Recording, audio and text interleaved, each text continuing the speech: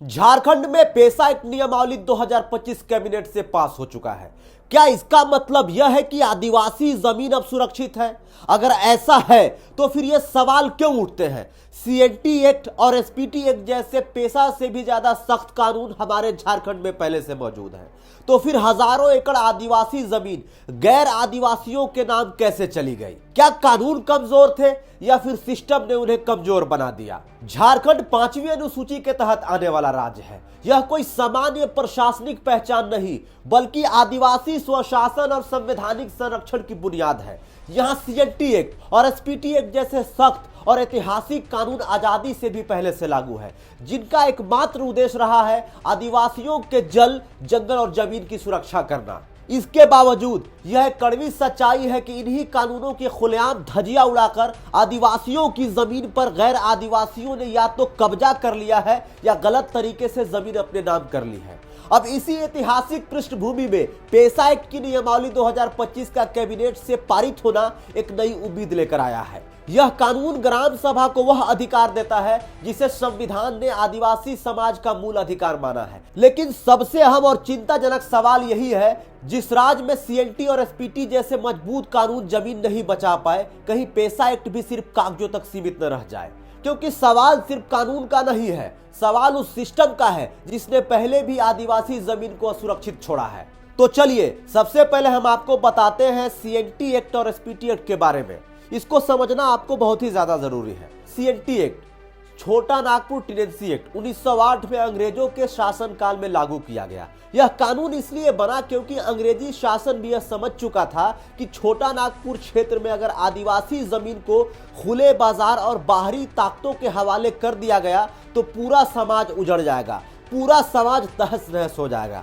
और आज आदिवासी समाज उसी कगार पे खड़ा है। इसीलिए सीएनटी एक्ट ने साफ कहा, आदिवासी रैयत की जमीन गैर आदिवासी को नहीं जाएगी। अवैध ट्रांसफर हुआ तो जमीन रीस्टोरेशन से वापस ली जाएगी। इसी प्रकार आजादी के तुरंत बाद संथाल परगना क्षेत्र के लिए एसपीटी एक्ट बनाया गया सन 1949 में। यह कानून सीएनटी से भी ज्यादा सख्त था। यहाँ आदिवासी जमीन का हस्तांतरण लगभग पूरी तरह प्रतिबंध था।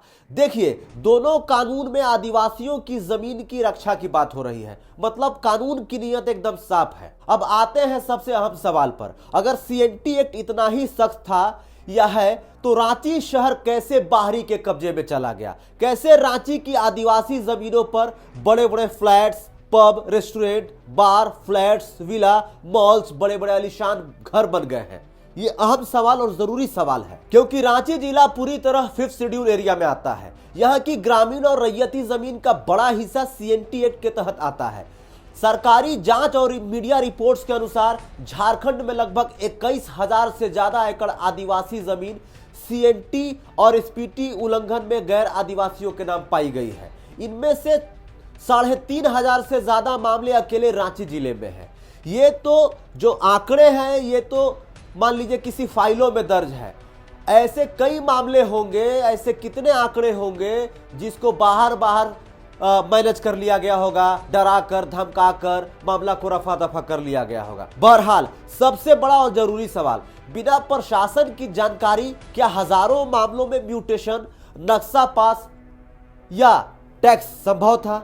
मतलब बिना सर्कल ऑफिसर के, बिना डिप्टी कमिश्नर के, बिना रेवेन्यू डिपार्टमेंट के क्या यह संभव था? इसका जवाब आप हमें कमेंट बॉक्स में लिख कर दीजिए। वर्ल्ड बैंक की लैंड गवर्नेंस असेसमेंट 2017 बताती है, प्रीडेटेड और फर्जी दस्तावेज, पुराने रिकॉर्ड दिखाकर अवैध ट्रांसफर को वैध बनाया गया। म्यूटेशन और नक्शा पास की मिलीभगत, रजिस्ट्रेशन ऑफिस और राजस्व रिकॉर्ड के बीच जानबूझकर तालमेल नहीं रखा गया। ये मेरा रिकॉर्ड नहीं है, ये वर्ल्ड बैंक का असेसमेंट रिकॉर्ड है। कई मामलों में पावर ऑफ अटर्नी और बेनामी कब्जा, कागज पर मालिक तो आदिवासी होता है लेकिन जमीन पर नियंत्रण गैर आदिवासी का होता है या दलाल का होता है। आज रांची के मॉल्स, फ्लैट, पब और कमर्शियल टावर इसी व्यवस्था की तो पैदाइश है। अब संथाल परगना क्षेत्र को देखिए, जहां एसपीटी एक्ट 1949 से लागू है, जिसे सबसे सख्त भूमि कानून माना जाता है। फिर भी क्या हुआ? रेलवे लाइनें, खनन परियोजनाएं, औद्योगिक और शहरी विस्तार, सब कुछ आदिवासी जमीन पर कैसे? यह अहम सवाल है। सरकारी परियोजनाओं के नाम पर जमीन अधिग्रहण कर लिया जाता है। रिकॉर्ड में जाति और भूमि का स्वरूप बदल दिया जाता है। विरोध करने वालों पर केस कर दिया जाता है या दबाव बनाकर धमका डरा के जमीन ले लिया जाता है। नतीजा वही, कानून रहा लेकिन जमीन चली गई। अब जरा एक पल के लिए रुकिए और थोड़ा जोर लगाकर सोचिए। सीएनटी एक्ट और एसपीटी एक्ट पेशा एक्ट से भी ज्यादा सख्त और शक्तिशाली कानून थे, अभी भी कानून है। ये कानून सिर्फ सलाह नहीं देते थे, सीधा प्रतिबंध लगाते थे। इसके बावजूद सरकारी आंकड़े बताते हैं कि हजारों एकड़ आदिवासी जमीन इन कानूनों के रहते गैर आदिवासियों के नाम चली गई। जरा सोचिए, सोचने वाला विषय है, समझने वाला विषय है। यानी सच्चाई यह है, कानून कमजोर नहीं थे, उन्हें कमजोर बनाया गया। अगर इतने सख्त कानून कागजी बन सकते हैं तो सवाल उठना लाजमी है, क्या पेशा एक्ट अपने आप में सुरक्षित है या उसे भी उसी सिस्टम के हवाले कर दिया गया है? क्योंकि अब बात सिर्फ इतिहास की नहीं है, अब बात है वर्तमान और भविष्य की। सरकार कहती है पेशा एक्ट रूल 2025 लागू हो चुका है।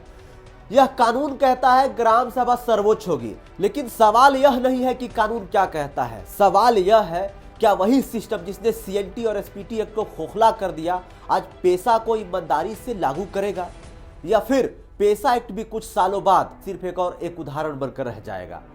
एक और कानून जो किताबों में जिंदा रहा लेकिन जमीन पर मर गया। अब यहाँ एक बहुत अहम बात समझना जरूरी है।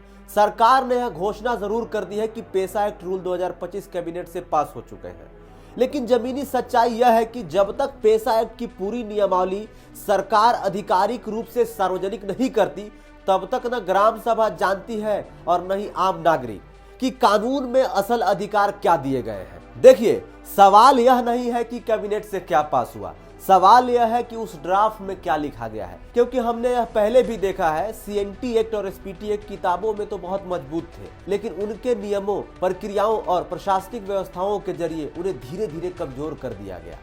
इसलिए जब तक पेशा एक्ट रूल का ड्राफ्ट सार्वजनिक नहीं होता, तब तक यह मान लेना कि ग्राम सभा सशक्त हो गई, यह एक बहुत बड़ी भूल होगी। तो उम्मीद करते हैं कि आपको सीएनटी एक्ट, एसपीटी एक्ट और पेशा एक्ट के बारे में बहुत अच्छे से समझ में आ गया होगा। तो आदिवासी समाज आज खुशी मना रहा है कि पेशा एक्ट नियमावली 2025 झारखंड कैबिनेट से पास हो गया है, लेकिन असल सवाल यह है कि पेशा एक्ट से भी ज्यादा मजबूत कानून आदिवासियों के लिए यहाँ पर मौजूद है। सीएनटी एक्ट और एसपीटी एक्ट उनकी जमीनों की रक्षा करने के लिए, लेकिन आज पूरा रांची शहर, पूरा खूंटी शहर, पूरा धनबाद, बोकारो, गिरिडीह, तमाम शहर में कैसे गैर आदिवासियों ने आदिवासी जमीन पे कब्जा किया हुआ है या गलत तरीके से उसको खरीद लिया है, आप तमाम दर्शकों को पता है। तो क्या पेशा एक्ट के आने से आदिवासियों का जीवन बदलेगा? अपनी राय हमें कमेंट बॉक्स में जरूर बताइएगा। जोहार, नमस्कार।